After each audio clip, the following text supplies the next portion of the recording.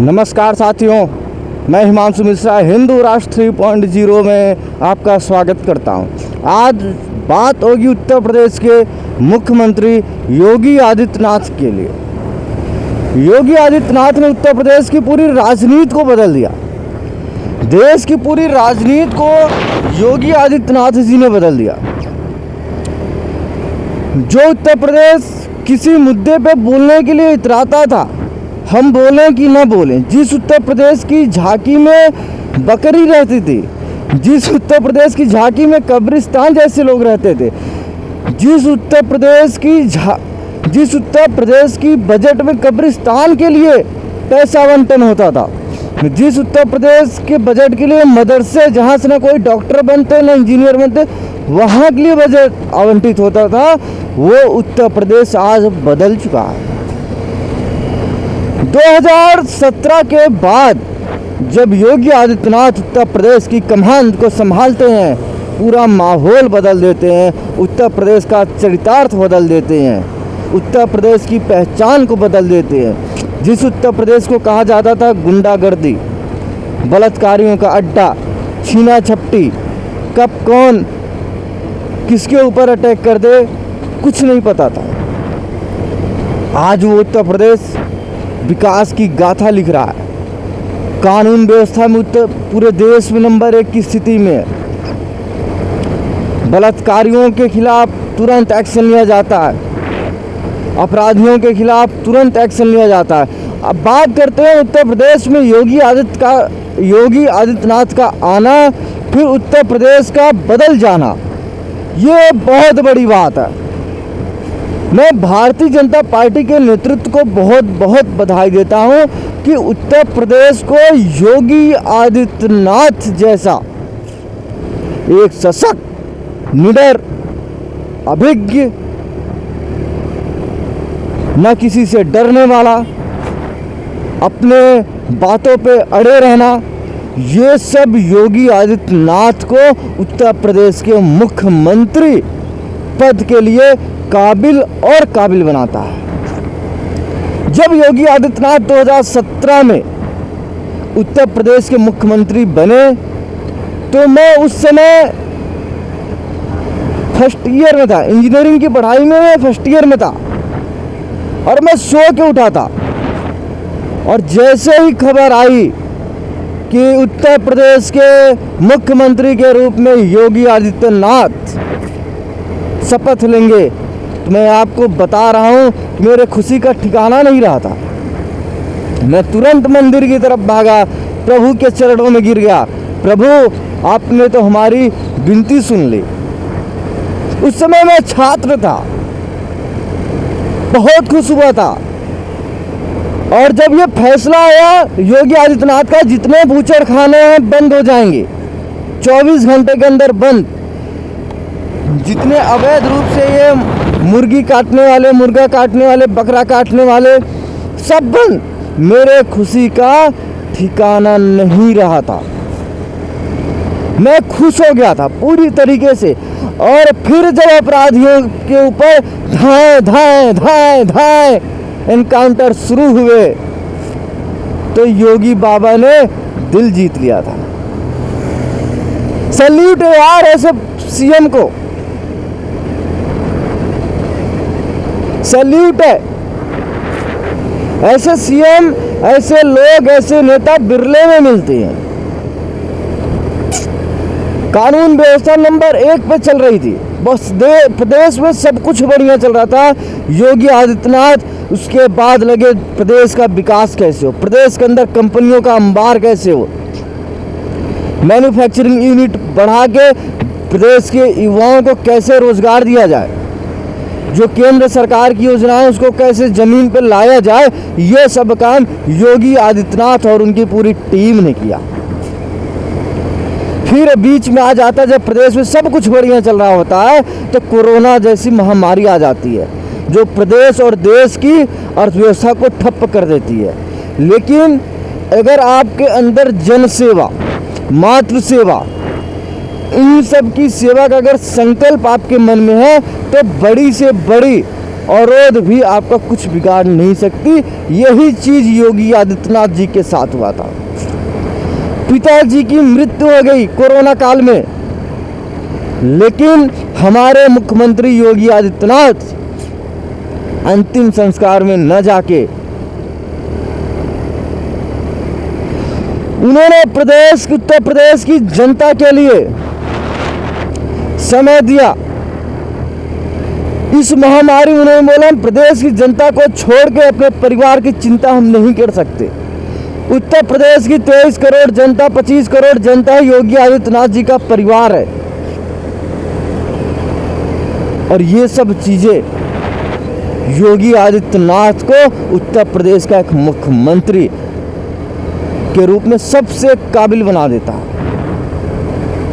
साथियों, कोरोना जैसी महामारी के बाद भी उत्तर प्रदेश को एकदम नंबर 1 पे बनाए रखा। कानून का राज हो, विकास का दौर हो, सब में योगी आदित्यनाथ ने उत्तर प्रदेश को नंबर 1 पे बनाए रखा।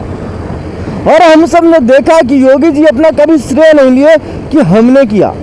योगी जी अपने हर एक भाषण में यही कहते हैं कि माननीय प्रधानमंत्री नरेंद्र मोदी जी के कुशल मार्गदर्शन में, सोचिए काम तो वो व्यक्ति कर रहा है, लेकिन मार्गदर्शन किसका है? नरेंद्र मोदी का। फिर कोरोना काल में ही पुलिस के ऊपर हमला हो जाता है। विकास दुबे कानपुर का माफिया पुलिस के ऊपर हमला करता है, मारता काटता है। उसके बाद योगी आदित्यनाथ ने जो एक्शन लिया वो पूरे देश के लिए एक नजीर बन गई कि अगर अपराधियों पे गंडा बरसाना है तो योगी आदित्यनाथ बनना है। योगी आदित्यनाथ का बुलडोजर एक्शन किसी से छुपा नहीं है, और विकास दुबे की गाड़ी का पलटना किसी से छुपा नहीं है। ये योगी आदित्यनाथ उत्तर प्रदेश, उनका संकल्प था जो कानून का राज स्थापित करना, उसी की तरफ योगी आदित्यनाथ बढ़े थे। योगी आदित्यनाथ ने बताया, आप कितने भी बड़े माफिया हो, आप कितने भी बड़े लोगों के करीबी हो, अगर आप अपराधी हो तो योगी आदित्यनाथ अब भारतीय जनता पार्टी की सरकार से आप बच के नहीं जा सकते। उत्तर प्रदेश में पेपर माफिया वाले थे, योगी आदित्यनाथ जी ने उनके घर पे बुलडोजर चलवा के उनकी कमर तोड़ दी। आर्थिक रूप से अगर कहा जाता है ना, अगर आदमी आर्थिक रूप से टूटा हुआ है, मतलब आर्थिक रूप से अगर कोई व्यक्ति टूटा हुआ है तो उसकी सारी अकड़ ढीली हो जाती है। और यही चीज योगी आदित्यनाथ जी कर रहे हैं। आर्थिक रूप से तोड़ देते हैं, उनकी संपत्ति को कुर्क करा देते हैं, उनके घरों पे बुलडोजर चलवा देते हैं। अतीक अहमद के ऊपर एक्शन हो, सभी को पता है कि अतीक अहमद कितना बड़ा माफिया था। इसने राहुल गांधी के बुआ के घर को कब्जा, जमीन को कब्जा कर लिया था, और उस जमीन के कब्जे को हटाने के लिए राहुल गांधी में इतनी हिम्मत नहीं थी कि अतीक अहमद से बात कर ले। उस अतीक अहमद के घर पे बुलडोजर चलवाया, उस अतीक अहमद के अवैध घरों को गिरवाया, अवैध संपत्ति को कुर्क किया। सभी को याद होगा कि मऊ का माफिया मुख्तार अंसारी कितना बड़ा माफिया था। उसकी सारी संपत्ति को कुर्क करके उसको जेल में भेजा गया। उत्तर प्रदेश के माफिया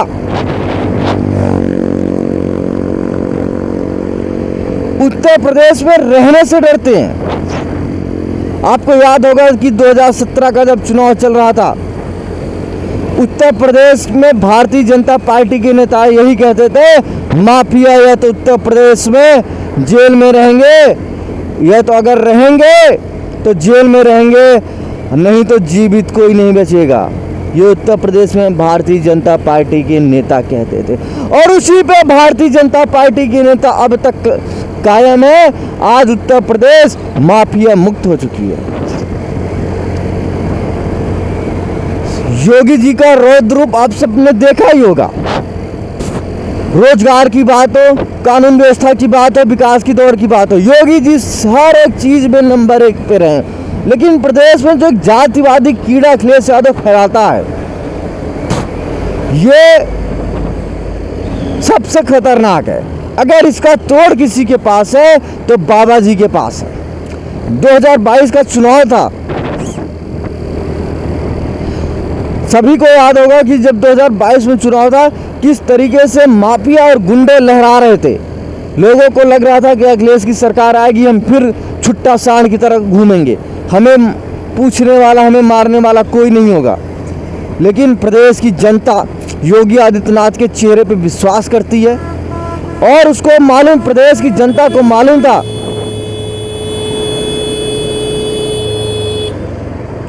कि अगर योगी आदित्यनाथ की जगह अगर कोई दूसरा मुख्यमंत्री बना, अखिलेश बन गया, समाजवादी पार्टी की सरकार आ गई, तो हमारा रहना मुश्किल हो जाएगा। क्योंकि प्रदेश की जनता माफियाओं के खिलाफ सीना चौड़ा करके सर उठा के चलती थी और प्रदेश की जनता नहीं चाहती थी कि 2022 से 27 के बीच में अखिलेश मुख्यमंत्री बने। उन्होंने योगी जी को चुना। 22 का चुनाव था, गुंडे और मऊवाली अखिलेश यादव, आजम खान के बेटे, मुख्तार अंसारी के बेटे, शिवपाल के बेटे शिवपाल सिंह कैसे चौड़िया के चल रहे थे। योगी जी कुछ कर नहीं सकते थे। चुनाव आयोग के अंडर में प्रदेश था, चुनाव आचार संहिता लागू हो गई थी। योगी जी ने मेरठ बागपत में कहा था कि मैं वो आदमी हूं जो मई और जून में भी शिमला बना देता हूं, और फिर वही हुआ। सभी ने देखा कि योगी जी ने किस तरीके से मई और जून के महीने में भी शिमला बना दिया था। फिर वो दौर आता है उमेश पाल हत्याकांड का। अखिलेश को योगी जी ने बराबर विधानसभा में रेला है, कुछ मौके ही नहीं दिए। अखिलेश के पास सिर्फ एक चीज है कि हमने एक यमुना एक्सप्रेसवे बना दिया है। अरे भैया, तुम्हारे यमुना एक्सप्रेसवे जैसे यहाँ पे योगी जी ने 7 तो बना के तैयार कर दिए हैं, 6 बन रहे हैं, 4 आने वाले हैं। ये अगर आपके मन में परिवार से ऊपर अगर कुछ सोचने की क्षमता है तो आप योगी आदित्यनाथ जी बन सकते हो, नहीं तो सिर्फ आप सफेई और इटावा तक ही रह जाओगे। आता है दौर उमेश पाल हत्याकांड का, और ये दौर था जो उत्तर प्रदेश की राजनीति में योगी आदित्यनाथ का कद बहुत ऊंचा कर दिया। वो कद शायद ही किसी की हो। 2024 में जब लोग बीजेपी के केंद्रीय नेतृत्व अमित शाह और जेपी नड्डा जी से नाराज थे, तो लोगों ने उत्तर प्रदेश में सिर्फ जो ये 36-37 सीटें आई हैं, ये योगी आदित्यनाथ जी के चेहरे पे आई है।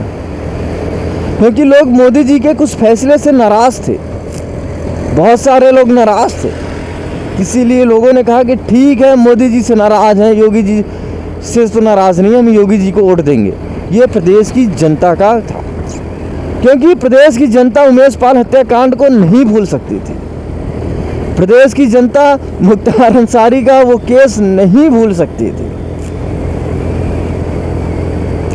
आप सब देख लेंगे 37 सीट पाने के पास कैसे बिलबिला से रहे हैं कि 37 सीट ने जैसे सरकार बना ली हो। अगर यही 70 सीट पा गए होते तो प्रदेश में बलात्कार, छीना झपटी की घटनाएं अपने चरम पे हो गई होती।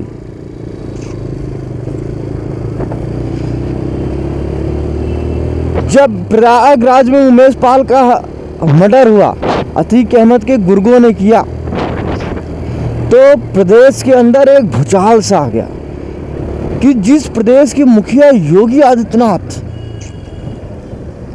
जैसा सशक्त निडर आदमी हो, उस प्रदेश में ऐसा मर्डर हो जाए, किसी के सर नहीं उतर रहा था। विधानसभा सत्र उसी टाइम चल रहा था। अखिलेश यादव लगातार योगी जी पे तंज कस रहे थे। योगी जी का मूड था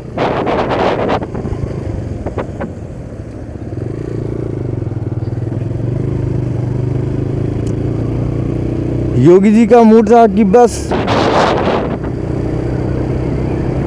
जांच कराएं, जांच में जो कानून के हिसाब से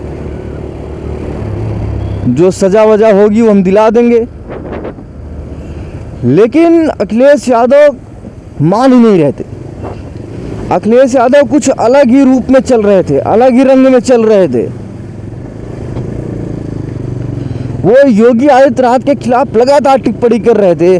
तो योगी जी का वो वक्तव्य शायद जब तक मैं जीवित रहूं मैं शायद ही भूल सकूं। वो वक्तव्य जब योगी जी ने कहा कि कान खोल के सुन ले, मैं इसी सदन में कह रहा हूं, मैं इसी सदन में कह रहा हूं कि जो गुंडे हैं समाजवादी पार्टी के द्वारा पोषित माफिया हैं, जिनको पालने का काम समाजवादी पार्टी के लोगों ने किया है, समाजवादी पार्टी ने किया है। ये योगी आदित्यनाथ जी ने कहा। उसके बाद अखिलेश फिर टिप्पणी कर रहे थे। फिर योगी जी अपने रौद्र रूप में आए, जिसका अंदाजा, जिसको देखने के लिए हम जैसे हिंदूवादी हमेशा योगी आदित्यनाथ जी के साथ जुड़े रहते हैं। दुनिया इधर से उधर हो जाए, लेकिन अगर हम जैसे हिंदूवादी, हम जैसे यूट्यूबर को कोई बोले योगी जी के खिलाफ वीडियो बनाओ, सर कटा लेंगे, लेकिन योगी जी के खिलाफ कोई वीडियो नहीं बनाएंगे। योगी जी ने कहा, इसी सदन में कह रहा हूं, इस माफिया को मिट्टी में मिला दूंगा। फिर से कह रहा हूं, इस माफिया को मिट्टी में मिला देंगे। और हुआ फिर वैसा ही।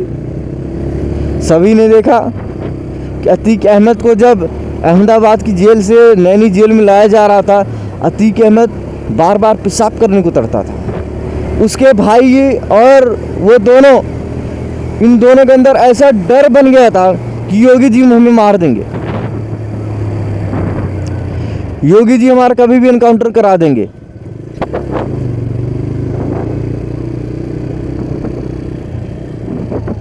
ये सब चीजें,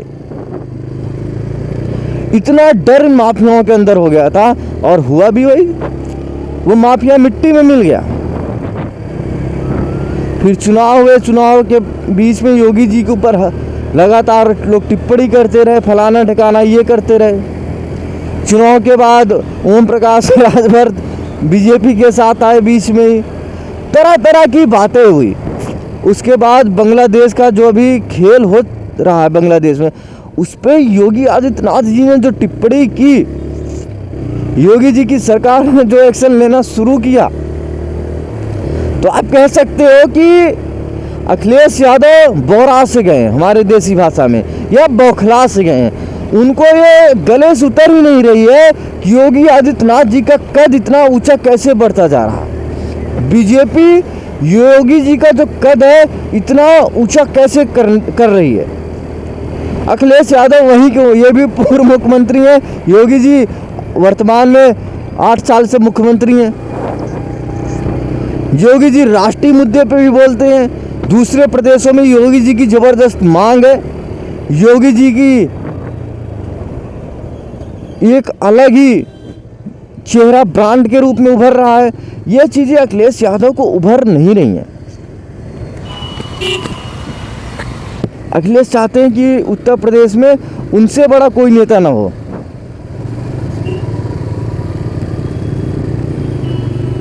लेकिन मामला इसके इतर है, और बीजेपी ये नहीं चाहती कि योगी से बड़ा कोई चेहरा उत्तर प्रदेश में विपक्ष का है।